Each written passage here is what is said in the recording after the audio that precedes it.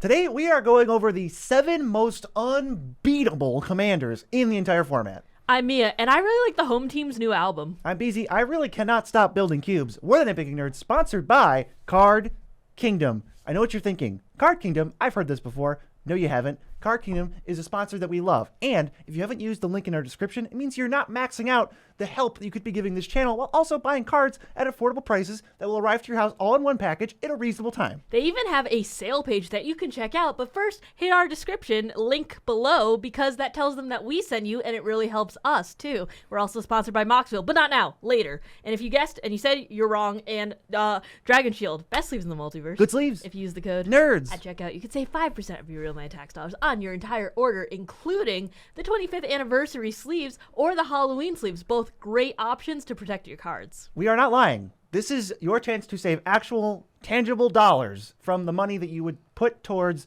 the sleeves if you just use our link. Very simple. We're just trying to save you guys money. And we're also sponsored by ourselves. If you go to check out our Patreon, you can see exclusive stuff can't see everywhere else. Put a little dollar in our pocket if you want to tip us and say thanks. We'll say, cool, dude. We're also sponsored by Commander Buddies by Deckmates. This one is Fibblethip, and he's the first of many designs. He's sitting on top of a little lost and found slurping a drink. And this is an awesome way to display your commander in the command zone. Oh yeah, if you're playing a Fibblethip deck or anything, you drop it right on there, and now you've got a stand-up, outward-facing way to display your commander. This also tracks life total, commander damage, poison, more stuff. It tracks with multiple different dials, and it's a nice, solid place for your commander. It's not going anywhere. It's going to stay right here, even if you bump it around. It also stores very easily because that little lost and found flag actually comes off, so you could just put it into your bag. These are officially licensed by Magic the Gathering, and they're only available at MagicCon Vegas. So if you're there, go check it out.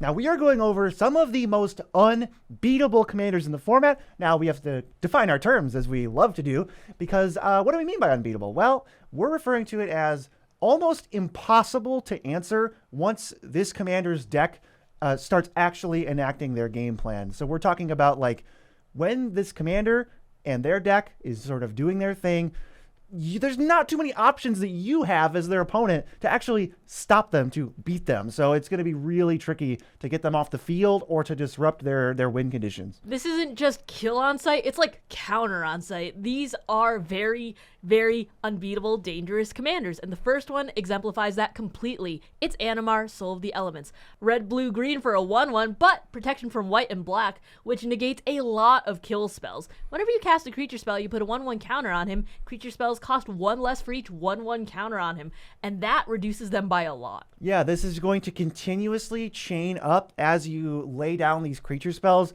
and there's a lot of problems with Animar, the least of which is that it gets protection from 2 of the biggest removal colors and 40% of all colors. There's a lot of stuff that does not work. And so we already are having trouble getting Animar off the board, but it turns out the deck that Animar lends itself to is also ridiculous, and we'll get into this unstoppable motion unless you pull something out. The card that I'm most worried about for Animar that you always have to consider no matter what power level or anything is Ancestral Statue. This stupid thing is a 4-mana 3/4 artifact creature, and when it enters the battlefield, return a non-land permanent you control to its owner's hand. That can be itself. If Animar has 4 counters on it, this will cost 0, and it will enter, and it can bounce itself. And now you've generated a +1/+1 counter on Animar. So you can do this infinitely to trigger other ETBs, leaves the battlefield, maybe an artifact or whatever. Animar will become infinitely large, and protection works for stopping blockers, so that Orzhov deck just can't block them, and you can just kill them. This also is just game over, assuming you can't stop it, right? Like if I see Ancestral Statue and it resolves that first round of entering and leaving, you're pretty much cooked. You should have answered it already. It's too late. If you can't stop that, you're probably dead. The fact that Animar can just negate multiple decks in the pod is kind of wild. Plus the fact that it's like, oh, swing at you for infinity, and you are a mono black deck, so you can't do anything about it. I guess you'll just die. So we have built-in protection. We also have A+B combos, and it's only going to get worse from there because Animar scales up reduction based on the number of counters on it. So let's throw in a Kozilek Butcher of Truth. It's 10 mana 12/12. When you cast it, you draw 4. It's got Annihilator 4. And if it goes to the graveyard, you shuffle your graveyard into your library. This is a card that they can pretty easily build up to. And it gets to the point where, oh no, I didn't answer Animar for 2 turns. Now I have to answer this Kozilek and this Animar, or pull out a board wipe or something. Or if they have haste enablers, you honestly might not have any window. Once you see Kozilek, it's going to just come at you. Plus, if you have any ways to put counters on Animar, just in general, not just by casting creature spells, then you can just build up to that naturally. If you have something like a slip out the back or something, that's just a really easy way just to be able to phase him out and also just put counters on him and make your stuff even more reduced. Some of these Animar decks, they're playing Bond Beetle. It's a 1-mana 0/1 that just puts a counter on something just to turbo out more creatures faster. Next up, another combo piece. It's Temur Sabertooth. 2 green for a 4/3. You can pay 1 and a green. You may return another creature you control to its owner's hand. If you do, Temur Sabertooth gains indestructible until end of turn. That's a nice bit of built-in protection, but the thing you got to keep track of with Animar is how many counters are on it, which, the number of counters on it means they can play that much mana into a colorless spell and cast it for free. And now if you're using Temur Sabertooth to bounce colorless creatures or creatures that can be cast for free, we're getting into infinite territory as long as these creatures generate mana. And it's just another thing you have to keep track of. And it's another thing that if you leave your shields down for even one turn, the game might just be over. You can have a Bloom Tender tapping for all 3 colors, and if it has haste, you can just infinitely get colors of mana. That's really nasty. The next one is also a combo piece. How many combo pieces are there in this deck? It's Hullbreaker Horror. 5 blue for a 7/8 with flash. Having this come down for 2 blue mana would be just very game ending. This spell can't be countered, and whenever you cast a spell, choose up to 1. You can either return a target spell you don't control to its owner's hand, or return target non-land permanent to its owner's hand. So you could just be bouncing everyone else's entire board, or bouncing your own stuff to get infinite cast triggers. Yep, if you have 2 colorless cards and their mana cost is equal to or less than the number of counters on Animar, they can bounce each other forever. Or you can, if you just have like the Ancestral Statue, cast it forever, bounce every non-land permanent your opponents control, and then crash in with your Animar, which is infinite, and start picking people off one by one. There's multiple different ways that this card just goes horribly for you. Animar's got the juice. Animar does not mess around, and you're gonna have a really hard time interacting with all of this stuff. We were talking about some of these answers. The commanders, the only answer you could have is a counterspell. This one just can't be, the Hullbreaker Horror just can't be countered. I mean, this is just a definition of the unbeatable commander. What are you going to do? Especially if you're an Orzhov mono black or mono white. You're just sitting there like, gee, I hope I draw my colorless creature so I can block. Yeah, another really tricky one is Phyrexian Metamorph, because it's 3 and a blue Phyrexian, so you could cast this for 3 colorless and pay 2 life, meaning it's free, and it's a 0/0 clone that is also an artifact. This can lead to, I'm going to use my Hullbreaker Horror to bounce my clone, which was this, but now I can play it for 0 and 2 life and start these like mini loops where you have a finite life total, but you can get some really serious value out of it. And I'm sorry to all the mono white and the mono black players who've had to deal with this, because I've been on that end too, and it's just crushing. You got to look at the blue player like, please. Yeah. Something. I played against this with a Mardu deck, and it's like, I hope I draw a Chaos Warp right now. That would be super cool. The next one is Hydroid Krasis, because you can also use X spells with Animar's cost reduction. X blue-green for a 0/0, but when you cast it, you gain half X and draw half X, or round down each time. Flampler, and it enters with X 1/1 counters on it. But if you have a reduction of 20 or 30 or something because you've just been casting things nonstop, drawing 10 or 15 and having this 10 or 15 Flampler in the air is going to deal a lot of damage and also gain you a lot of life. This card's great. Even on the fair side, if you're not going to, windmill slam it to win the game, if Animar has 4 counters on it, you play 2 mana for a Muldrifter and you gain some life, like this is a pretty serious card. I think this is a fun one because Hydroid Krasis to me is very mediocre and it's not really a card I look to play that much. Great home here. It's very happy to play here. And then there's another wrinkle to this Animar deck that a lot of people like to play. You could either ignore it or abuse it and use it to your advantage. It's Morphs. We'll just use one. Den Protector as an example. It's 1 and a green for a 2/1. Not really, because you're going to play it face down for 3 mana.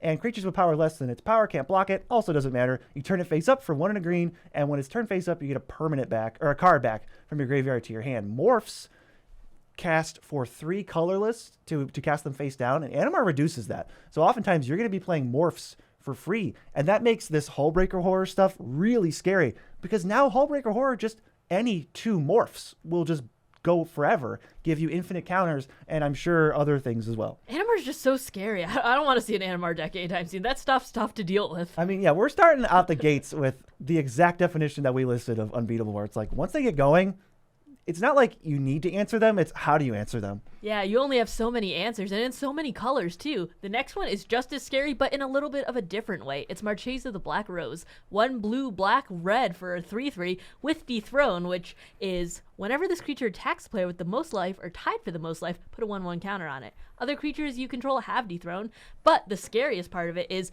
whenever a creature you control with a 1/1 counter on it dies, return that card to the battlefield under your control at the beginning of the next end step. So, all of your stuff is unkillable, but if you could put 1/1 stuff and steal your opponent's creatures and kill them, they come back and they will also be yours and they can't get it back. Yeah, that's from the specific wording on this card where it just says return it to the battlefield under your control. Normally it says under your opponent's control, so you can active treason something, sacrifice it, and then you just get it as long as you can put a counter on it. Obviously, this deck's going to be able to. So it has that offensive capability to just steal your stuff, but the defensive capability is like, none of the stuff dies to removal. You're going to have to exile it. And then part of the problem you come across is the Marchesa player knows this, and they're going to put things like Sacrifice Outlets in their deck, where now any removal spell will just be blanked. The creature will come back later, and you're going to have to use that window to your advantage.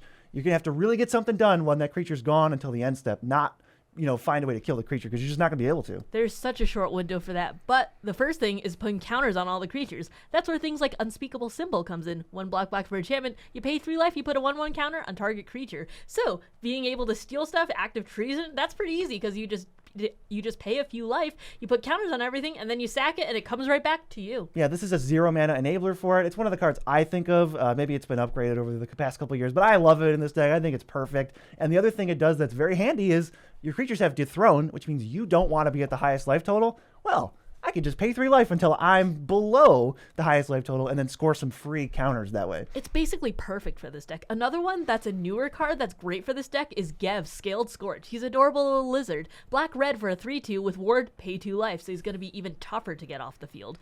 Other creatures you control enter with additional 1/1 counter on them for each opponent who lost life this turn. When you cast a lizard spell, he deals 1 damage to target opponent. That doesn't really matter, but if you can just ping your opponents really quickly, all of your stuff will enter with counters on them anyways, which will already trigger Marchesa's little effect. It's kind of perfect because your creatures have Dethrone, so you're going to be sending them at the player who has the most life. Now they're going to get a counter, and that player is not going to want to trade off, because if they do, their creature goes away forever, it dies, and yours just comes back later. So that means they're taking damage, they're going down on life total, because they also don't want to be on the throne, so they have more incentive to lose life. And then Gev's like, cool, I'm just going to go do this thing now, and everything you play from that point on is auto turned on for Marchesa's ability. I love that. The next one is another newer card. It's Danny Pink, who is a powerhouse on his own. 3 blue for a 4/3 with Mentor. Creatures you control have, whenever 1 or more counters are put on this creature for the first time each turn, draw a card. So just being able to churn through your entire deck by putting counters on all of your team, which you want to do anyways, and then just making sure that they die and come back under your control. This is just, okay, my entire deck's in my hand now, and I'm doing the thing. Yeah, as an opponent, I'm just left scratching my head like, okay, so they're attacking me with creatures. They get bigger because the Marchesa player can control their life total to make sure they're not the most life.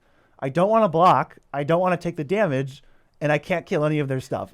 You just left in this position where you just watch them win. They don't even have to win fast. It just feels like you set up with like an Ashnod's Altar, 3 mana artifact, sacrifice a creature, add colorless, and you've built this perfect fortress. You can't target my stuff. You can't board wipe my stuff, because whatever you do, I'm going to sacrifice them. They'll come back at the end step. It's really almost foolproof, and you have to, I think, first target these sack outlets and then figure out how to exile this crap. The enabler of multiple sack outlets is what makes it so dangerous. Plus the timing restriction of not timing restriction, but like the timing delay of the fact that it comes back at the end step. It's like, okay, well, just better have something at instant speed, or things like Lethal Scheme to be able to cast this for free, because you're going to be convoking it to destroy creatures or planeswalkers on your opponent's side. But then since they all convoke it, they all connive and they put counters on them, which is what you want to do anyways. I feel like this was made for this deck. That could be even like a brutal response to a destruction-based board wipe that you didn't see coming, right? If I just have 4 creatures, they're counterless, and you're like, all right, vanquish the horde. I go, response? Put counters on all of them, and now they come back, and it's a one-sided board wipe in my favor. I would probably concede to that. I think Farewell's pretty good against this deck, right? Because I cast it, and I'm going to choose all modes, so even if their stuff dies with the intent to come back, it'll get nuked. That's slim pickings. Farewell answers almost everything. And that's almost one of the only cards I can think that will be like a guaranteed answer. I like that. It's like, well, farewell works. What else? Farewell always works, though. Anyways, Yeah, let's see what know. else. But one of the cards you're going to see the most in here is Gary, Grey Merchant of Asphodel. 3 black for a 2/4. When Gary enters, each opponent loses X, where X is your devotion to black, and you gain life equal to the life lost this way. What if you could do it every single turn, though, provided you could put a counter on it? That is just brutal. I know you don't like this win con to begin with. It's a repetitive one. I get frustrated partially because it's hard to beat. I'm not like, you shouldn't play this against me, it's immoral, but it's just a really tough card to answer. If you don't have a counter spell, it's coming down and they're going to have some amount of devotion. It's really perfect with Unspeakable Symbol. It adds to your black devotion, and if you have a sack outlet, every turn you pay 3 life, which Gary gives you in droves to use, and then you just go Gary you, Gary you, Gary you. And I would say you can do it 4 times in a turn cycle, but the game's over. You're not going to get to untap if you get to Gary everyone every turn. So that's just like an auto win. Yeah, you're just like, I'm at 75 life and you're all at 3. I mean, one more Gary and then you're gone. That's what I'm going to do next turn. They're just like, I hate this. But the next card is one that you didn't like at first, but I think works very well here. It's because it has monkeys on it, and I just don't like I just don't like monkeys. I think they're kind of gross. But the card is good. Yeah. It's Mob Rule. It's 4 red for a sorcery. Choose one. You either steal all creatures with power 4 or greater until the end of turn, or you steal all of them with power 3 or less. Marchesa says, cool. I want to steal things. That's definitely a route you could go. It kind of feels like the Animar Morphs route. Totally strong, totally valid. It is a goofier way to go if you're not shooting for just raw power, so it might add some like personality and fun to the deck. Steal all their best stuff.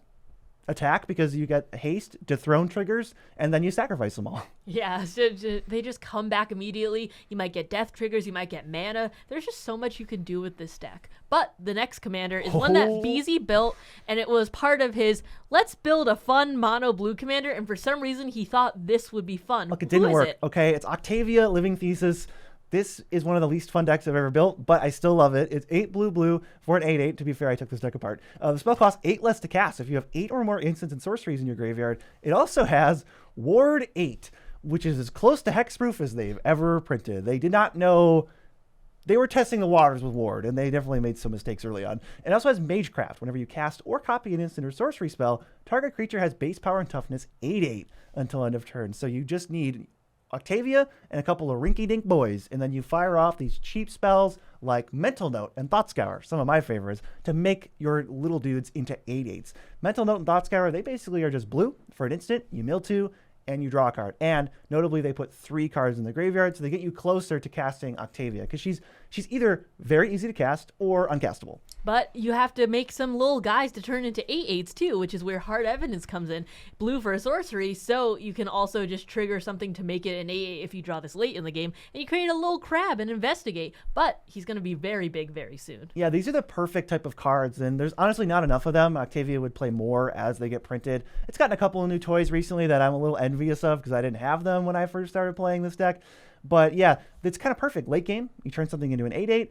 And early game, it fuels that Octavia necessary 8 spells in the graveyard and gives you a body to then cast other spells to turn it into an 8/8. One that of my favorites, Occult Epiphany, X and a blue instant, draw X, discard X, and you get a 1/1 flyer for each card type you discard this way. Perfect way to fuel Octavia. Oftentimes when you cast an end step Occult Epiphany, you're going to cast Octavia the next turn because you can dump stuff in the yard with it. And great, I have 4 1/1 flyers, and they're all going to start becoming 8/8s now. I mean, this is very, very selective. I mean, you're being very selective with it because you can just pick and choose out of your hand what you're discarding. It's not like a fact or fiction where you can kind of just whiff, you know? Here's a new one, Otterball Antics. It's 1 and a blue sorcery. You get a 1/1 otter with prowess, and you can flash it back to give the otter a counter and make another one. This is great. If you mill it early with Mental Note, that counts towards Octavia, and then you can flash it back and just have extra ways to trigger all this stuff. Otterball Antics makes me go, oh man, I wish I could have played with that one. I mean, prowess is probably so nasty in this deck. I didn't see much prowess when you played it. I mean, it helps, right? It's just an extra bonus. Now it's going to attack for 10 instead of 8. But Spectral Deluge for a blue for a sorcery. Return each creature your opponent's control with toughness X or less to its owner's hand, where X is the number of islands you control. You could also foretell it, but this is just a one-sided board wipe because you're going to have Octavia out. This is going to be gigantic, and you're going to make all of your other things gigantic too. Yeah, here's where the unfun part starts coming in.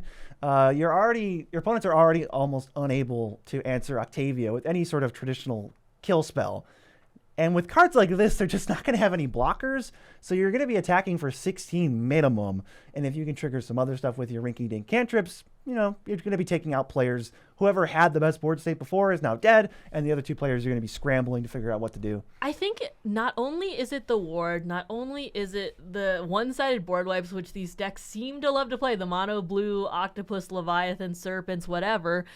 It's also the fact that I have died multiple times to Octavia commander damage, which you don't think you'd really find in like a spell casting deck. Yeah, the other really annoying thing about Octavia that you might not catch on first read is that reduction will just stay. You have to hate their graveyard out to stop it. So even if you find a way to kill Octavia, I'm going to recast it for 4 mana. That's not that much. It's reasonable at 4. It's reasonable at 6. And if you're far enough into the game, totally reasonable at 8 mana. So not only do you have to figure out a way around ward, but you're going to have to do it multiple times or nuke the graveyard. But how about Gigadrouse? Blue for an instant with Replicate Blue, tap target permanent. Very simple and easy, but being able to replicate it multiple times? This is like a meme. This card it's terrible, or it's game over because you tap all their blockers and Replicate says you copy the spell, so you can just pay for every single blue mana you pay. That's another Magecraft to turn something into an 8/8. So it's like Overrun plus tap all your opponent's creatures. It's just nasty. It's just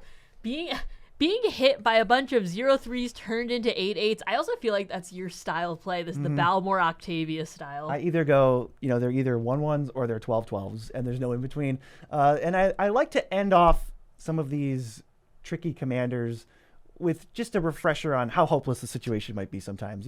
We can talk about all this synergy and cool stuff. They're going to untap with Octavia, right? And you're going to go, I got this Soul Shatter. You're going to fire it off, and they're going to go, counter it. An offer you can't refuse. You can just play counter magic in blue decks, and that's going to be another thing you're going to have to fight through. When you found that perfect answer for Octavia, it might just not resolve. I like how you're like, you could just play counter magic in blue decks. Like, that's not just what blue decks are known to be doing the entire time. Well, exactly. Like, we're talking about this annoying deck that's almost, it's really hard to beat when it gets going. And then on top of that, that's the counterspell color. You got to fight it through those as well. There are just so many levels to this. There's basically no blockers, not enough kill spells for this. Overall, if you're going to be building this, warn your friends ahead of time. Yeah, you're going to find that half your cards are invalidated half the time you play against Octavia, which I guess means 25% of the time, 25% of your cards are going to be. Let's go to the next one. We have Narset Enlightened Master. 3 red, white, blue for a 3/2. He's got first strike and hexproof. Oop, there's the part where we can't beat it. And what does it do? Well, when it attacks, exile the top 4 cards of your library, and until end of turn, you can cast non-creature spells from among those without paying their mana cost. So we've got this card that's really hard to interact with, and it puts a real quick clock on the game because now we're just going to throw in the biggest, splashiest effects, and we're going to prioritize ones that give us more Narset attacks and more triggers. I feel like Narset is one of those commanders that was like one of the first ones I ever heard of, like that were one of the big bads. Yeah.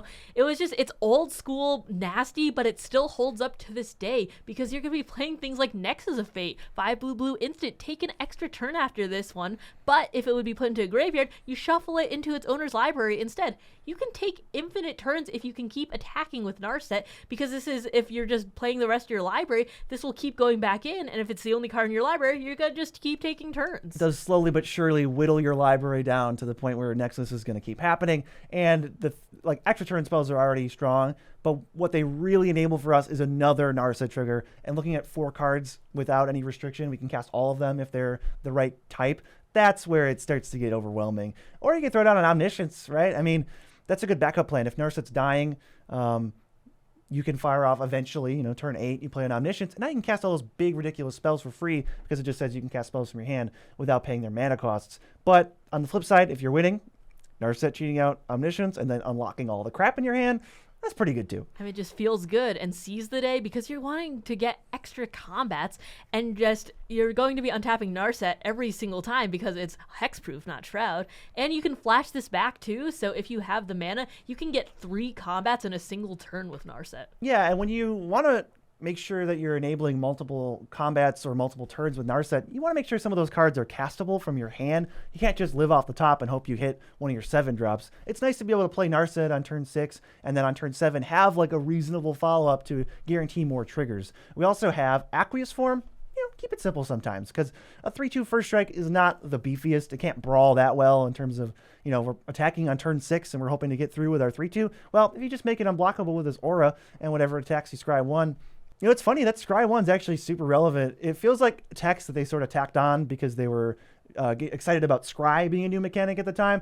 But when we get to make the difference between a land on top when we trigger Narset and not that, we could be game over. As you were mentioning earlier, just being able to play things with the mana you have on turn 7 is really important, and this is so cheap, so that really plays into it. But you are going to be exiling stuff off the top to cast for free. Delayed Blast Fireball is an amazing spell to hit off the top because it deals 5 to each opponent and each creature they control instead, because if you cast it from exile, you're not going to be paying that foretell cost. That is 6 mana, and that is way too much for us. Free is about our speed. Yeah, that's too expensive. How about 0? I think another way that Narset can get stumbled and get an unfortunate draw is if you got all those big spells that we're talking about clogging up your hand. You can't develop your game plan, and you can't really, and actually you're less likely to hit them off of Narset. But what if we threw in a Scroll Rack, 2-mana artifact, 1 tap, exile any number of cards from your hand face down, put that many cards from the top of your library into your hand, then look at the exiled cards and put them back on top of your library in any order. Pretty sure I read that right. This is a confusing card.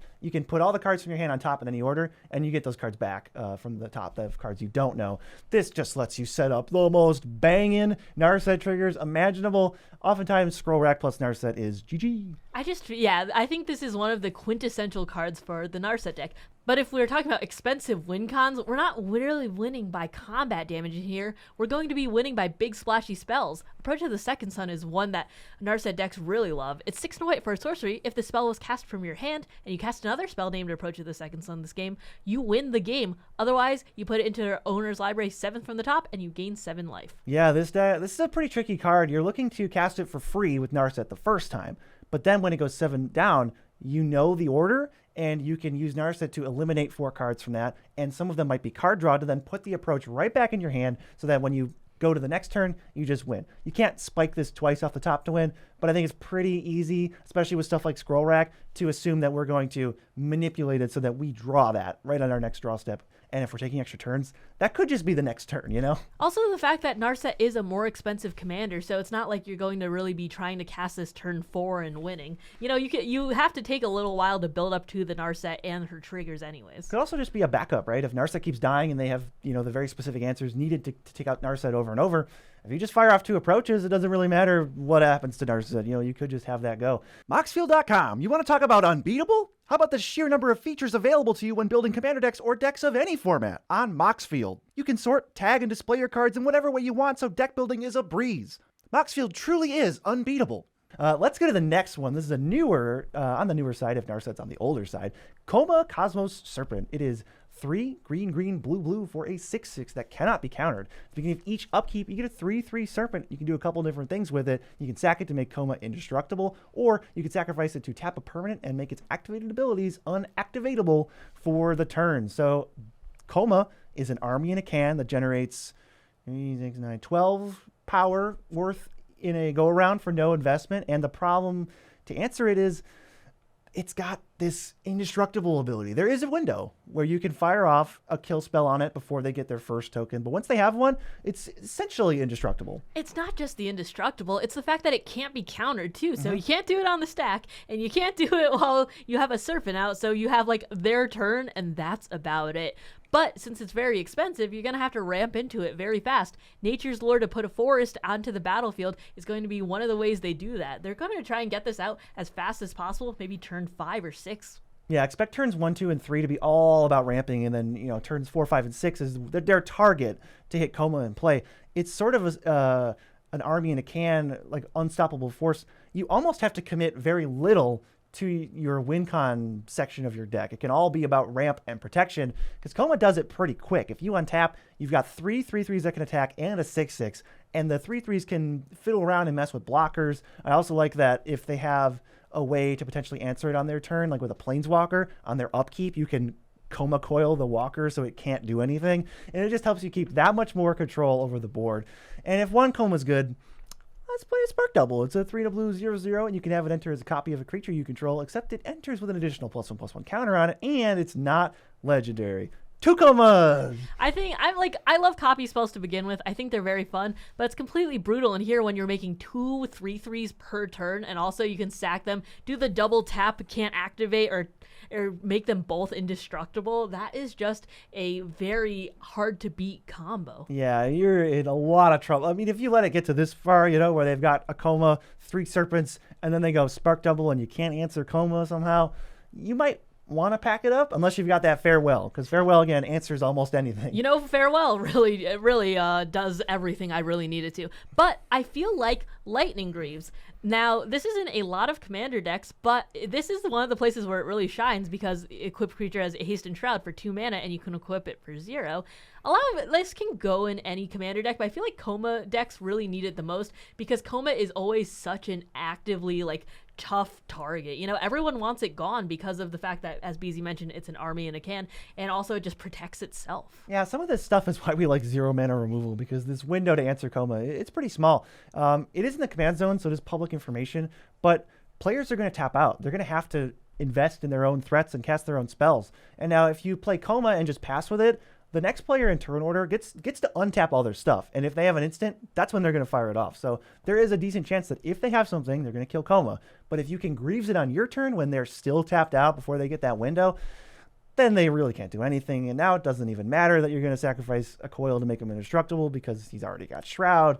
Now they have to go through all the trouble of getting rid of this Greaves first. And by that time, how many Coma Coils do you have? Also, the haste is nothing to sneeze at because 6 damage with Commander, 4 strikes and you're out. That's pretty reasonable. But when you have all these Coma Coils coming out, you're going to want a way to use them, not just by punching. Elemental Bond, that is a great way to do it because it says whenever a creature you control of power 3 or greater enters, like the Coils, draw a card. You're going to be getting one each turn, so each turn cycle you're getting 4 extra cards. Yeah, now you're turning this passive board state advantage into card advantage too. So now you're going to have backup and protection and counter spells and removal for the threats that they're presenting and for the answers they're presenting to Coma. And it's this engine that sort of fuels itself. When you can do nothing and get 4 3/3s and 4 cards every turn, probably in a good spot, especially if your deck consists of a lot of ways to protect that board state. I mean, it's just ramp, get your setup pieces, Coma, and then it's like, oh, I guess I just have a full hand every turn and a big board. But you can make multiple of those tokens too with a new card, Octomancer. 3 green, blue for a 3/3. You can gift an octopus if you're not making tokens. But at the beginning of each end step, create a token that's a copy of target creature token that entered the battlefield this turn. If you have Coma out and you're just making a bunch of coils, you can make extra coils with Octomancer. And the gift in octopus is you could give it to an opponent if you make some sort of political deal, but you can copy that too if you really need to in a pinch. So that gives them an 8/8 and you an 8/8, which is a pretty chunky blocker. And I'm actually not that worried about my opponents having an 8/8 when I can just tap it. If it's ever inconvenient for me, I'll tap it and then get through for attacks or stop it from attacking me. I think I like that one. That's like a kooky new card to put into the deck. It's also a Whelming Wave, which is very conveniently worded for our purposes. It's 2 blue for a sorcery, and it returns all creatures to their owner's hands, except for Krakens, Leviathans, Octopuses, and Serpents. And we've got a whole lot of that last one. It's just made for this deck. You have all of your ammo, and they will have nothing. So if you have something big to make them bigger, like Return of the Wild Speaker, 4 and a green for an instant, you choose one, you can have all of them get +3/+3 until end of turn. Or if you need some cards, you could draw cards equal to the greatest power among non-human creatures you control. Coma's a 6/6, so that's 6 cards for 5 mana. That's a good rate. Yeah, so if you get that fired off, that one-sided board wipe for 4 mana, and then you just pump your team, even if you don't pump your team, you're just attacking for 18 minimum. There's just a lot of things going on, and this is another one of those commanders. Beating it is going to be a thought process, a puzzle that everybody else has to solve collectively. All right, we can maybe get rid of... He's got 2 serpents. So if I kill one of the serpents and you kill another one, do you have a board wipe? And the person sometimes is like, No. Yeah, I feel like when you have to use your removal spell on tokens that the commander makes, you're in trouble. I think Coma is one of the commanders on this list that is honestly the easiest to answer right away. You know, you get a small window where you can like snuff it out or swords it or soul shatter it or something before things start getting out of hand.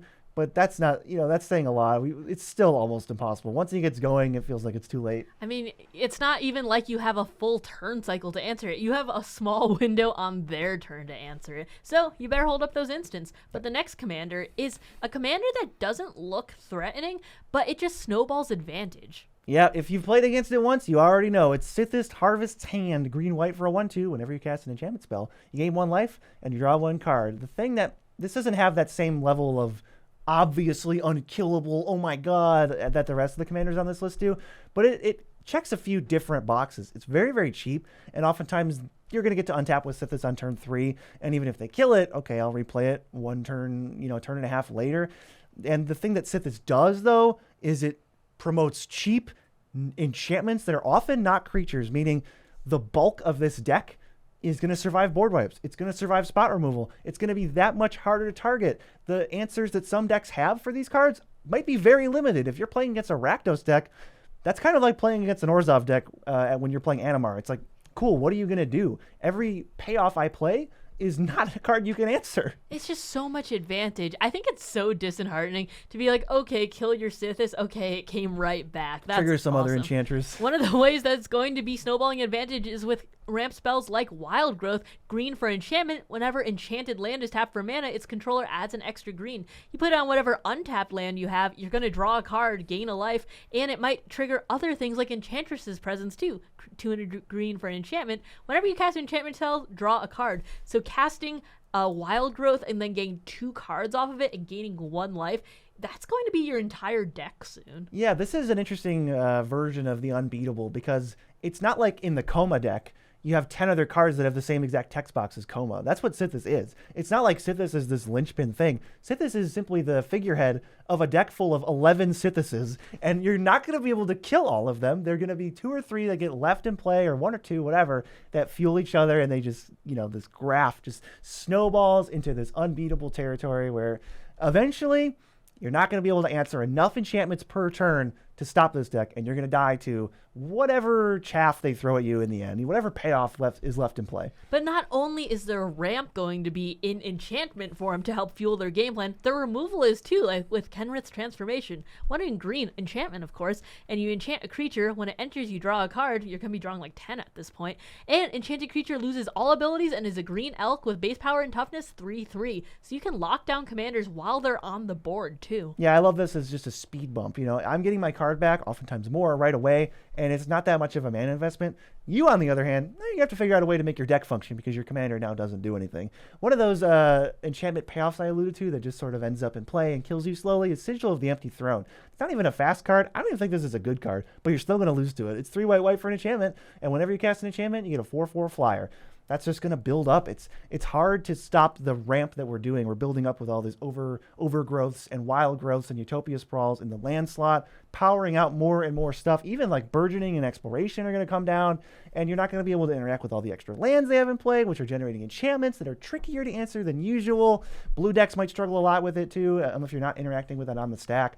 And this kind of stuff is just going to finish you off. Yeah, you said it wasn't a fast card, and I agree it's not, but you are also in green, and you do have a lot of these rampy type enchantments, so it might come out a little faster than you think, and you won't be able to attack them because they're playing things like Ghostly Prison here. 2 and a white for enchantment. Creatures can't attack you unless their controller pays 2 for each creature they control that's attacking you. So if they're playing some sort of token deck or something, those aren't getting through to you because no one's paying 2 to attack the Sithis player. Yeah, I usually don't approve of this card. I think it's got more legs here because it's an enchantment, so you oftentimes can draw a card off of it or reduce the cost of it or something, and then it's just this weird...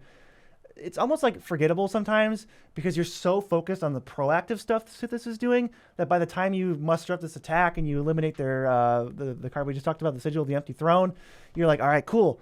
Oh no, Ghostly Prison was like buried under 3 other cards they had, and I forgot about it, and now I can't make an attack. It's definitely one of those types of enchantments. There's also Ondu Spirit Dancer, one of my favorite enchantment payoffs to come out recently. 5 mana 3/3, whenever an enchantment enters, you can have a token enter as a copy, but only once each turn. Just so many shenanigans. You're not supposed to have a lot of these enchantments twice in one turn, so you can enable just a ton of stuff. Just copying enchantments, and if you have anything, I don't think you'd have too much, but if you had anything like populate or something, you can populate the enchantment tokens too. That would get really nasty really quick. I mean, there's a version of this deck, right? We always talk about in this episode, there's always one weird niche thing you could go. You can go like Song of the World Soul, right? That enchantment whenever you cast a spell populate. Yeah. Go for like weird tokens in that. But I think the most standard Sithis card is Sterling Grove. Green and white for, of course, enchantment. Other enchantments you control have Shroud, but if you pay 1 and sack it, you tutor your best enchantment to the top. I feel like just every Enchantress deck, this is the one I always see turn 2. It's 2 mana, and it's privileged position plus Enlightened Tutor when it's about to die or you don't need it anymore. This card is obscene, and this is going to absolutely make Sithis feel like it's unbeatable. When all of their stuff has Shroud, we'll throw Greater Oromancy in here too. You can't do anything, and you're just gonna go, oh, Sithis trigger, yep. Verdant Enchantress, okay. Eidolon Blossoms, sure. Ghostly Prison. I'm just, you know what? Actually, let's go to the next game. Cast an enchantment, and then they tutor something to the top real quick. Oh, great! That'll be awesome for me, right? Yeah. Oh, there's the Sigil of the Empty Throne. Sithis is a beating because there's so many Sithises in the deck. All right, next up, we've got a commander that sure does go burr. It's Anya Falconroth. 1 black-red for a 1/3 haste. Tap, discard to draw a card. And whenever you discard a card, if it has madness, you untap Anya. This is an interesting one. I've played against this deck a lot, actually. And it's got a lot of bad cards in it, but there's a couple of really strong cards too. We'll get to those, the linchpins of the deck. This commander can find them every single game. You're going to be dealing with the 1% of madness cards that are super annoying every time because it just churns through 30% of its deck at no cost. So if you leave Anya alone for like 3 turns, they're going to have everything they need. It comes down cheaply. You can activate it immediately because it has haste. And Madness decks, if you haven't played against them, you're like, oh, Madness, that doesn't sound that good. Well, in theory, it might not be, but if you leave them alone, like, you don't even have to leave them alone for 3 turns because they can churn through their deck and then do it all again, too. One of the ways to remove cards with Madness is Big Game Hunter. 1 black for a 1/1, but you're never paying 1 black. You're paying Madness black. When it enters, destroy target creature's power 4 or greater, it can't be regenerated. Yeah, this is a totally fair card. It's going to get you really good card advantage because whenever you loot or rummage and then cast a madness spell, you essentially drew a card. That's the net cost of that. So you're going to be removing their stuff. But the other thing about Big Game Hunter is, hey, when it's not useful, it cycles for free. The cost is nothing. The madness is what we need. Anything with madness just cycles. Like Murderous Compulsion. The card sucks. It's a terrible card. But when it has cycle 0 on it, if you control your commander, all of a sudden it turns into one of my favorite Magic cards, Mishra's Bauble. Yeah, you love Mishra's Bauble. Doing something for nothing is very good, always. I mean, this is doing something for nothing. Called in the Netherworld, black for a sorcery, but with Madness 0, free. Return target black creature card from your graveyard to your hand. So if you discarded something away in the early game, you could get it back for free and also get Madness triggers to untap Anya afterwards. Yeah, this is one of those cards that I think is the most problematic as sitting across from it, and meaning that a lot of the threats that you're going to try to answer actually don't die, and it contributes heavily to this unbeatable label that we're giving Anya. I think one of the cards we're not going to talk about a ton is Revolutionist. This thing is going to start looping eventually with things like Call to the Netherworld in a very annoying way. That's going to start getting back things like Bone Miser, one of the linchpins of this deck. If I could turn 0 Praetor's Grasp the Bone Miser from Anya, maybe she wouldn't be on this list, but I can't do that. It's 4 and a black, 4/4. Whenever you discard a creature, you get a 2/2 zombie. Whenever you discard a land, you get 2 black mana. That's the devastating part. And whenever you discard a non-creature, non-land card, draw a card. Oh, that's the other devastating part. It means all of these cards, any non-madness card is going to go up, and any madness card that is a non-creature, non-land is just extra cards in the hand, which means it's going to fuel itself. And with Anya, you're going to just go burr, generate all this stuff, and add black mana while you're doing it. So you're going up cards and up mana. This just means your whole deck's going to flop out. Plus, Madness cheats timing restrictions, something we didn't talk about earlier. Yeah. So if it has a sorcery or something and you discard it with Anya because she has haste and she's just sitting there unprovoked or something, they could just cast it on your turn if they really need to. Yeah, we haven't even mentioned the haste. That's one of the most annoying parts too about Anya is that, you can kill her once or twice, but as soon as she comes down, they can set it up so that they're going to be getting this engine and they're going to be discarding 4 cards to draw 4. And that means that even if you do take her out once or twice, the deck's still going to cycle through all of its chaff and find things like one of the other linchpins, the less fun one, Archfiend of Ifnir, 3 black for a 5/4 flying. I love this card. Whenever you cycle or discard, you put a -1/-1 counter on all of your opponent's creatures, and it itself cycles, which is nice to have as a bonus. But yeah, when this thing's in play, it's hard to list like an in-game comparison because it's like an enchantment plague wind that says your opponents can't play creatures. I mean, it's probably closer to like a faster Toxrill, you know, because this will stick around. It will wipe everyone's board. Everyone will be super sad about it, and you're just going to be churning through your deck. I mean, that's what your deck is made to do. So it's like, oh, okay, I'll untap and tap and untap and tap again. And I guess you guys don't have a board anymore because I did that 6 times and I killed all of your creatures. Yeah, we talked about with like the Sithis deck, the problem is that there's 11 Sithises in that deck. This deck has like 3 absolute bangers, and it's not like there's more than one of them, but they're always going to find it. And then when you kill it, they're always going to get it back with something like Call to the Netherworld. And if you want to talk about finishers, let's throw in a Psychosis Crawler. As Anya's just doing her thing, and we just leave her alone to generate all this value for us, every time we draw a card, our opponents lose 1 life. Or you could go Glinthorn Buccaneer, because if it's out, when you discard a card, it deals 1 damage to each opponent. So if you have both these out, you're going to be dealing 2 every single time you draw a discard, and that's just what your deck is made to do. Absolutely silly. Yeah, I would say that Glinthorn, Archfiend, and Bone Miser are like the Holy Trinity cards. If you can Jester's Cap those, the Anya player will look a lot sillier.